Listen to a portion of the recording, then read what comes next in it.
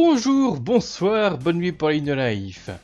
Je vais vous lancer un petit défi.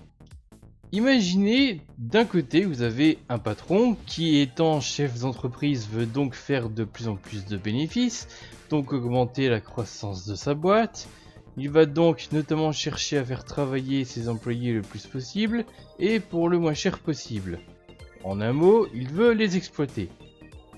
Et donc de l'autre côté, les salariés en question qui veulent pouvoir travailler moins longtemps avec de meilleures conditions de travail, moins dangereuses par exemple, un meilleur salaire pour vivre, parce qu'ils sont loin d'être aisés.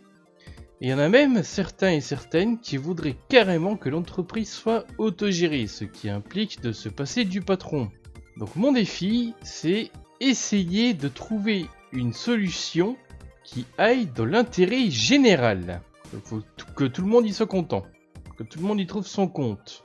Et attention, si vous cherchez une solution qui serait un compromis, un entre-deux, posez-vous la question suivante. Est-ce que, à tout hasard, sait-on jamais, je ne tomberai pas dans le paralogisme du juste milieu ?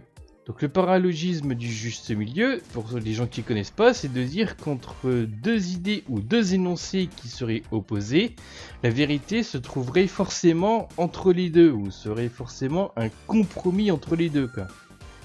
Attention, je ne dis pas que c'est jamais vrai, mais que ça peut être faux.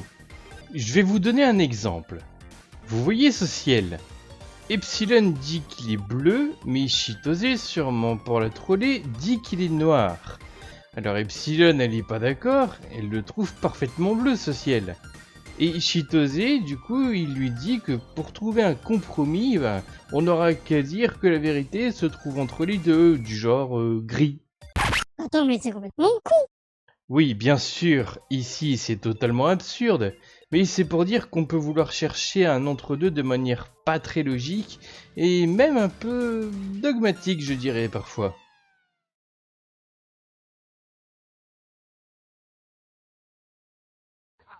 Donc, on a deux options.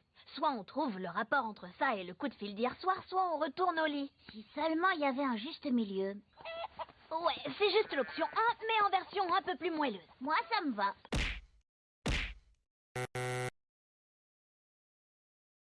Donc, je rappelle les règles, qui est de respecter l'intérêt général et de ne pas tomber dans le paralogisme du juste milieu. Laissez vos réponses et vos réactions dans les commentaires, et moi je n'ai plus qu'une seule chose à vous dire, à la prochaine! Cordialement.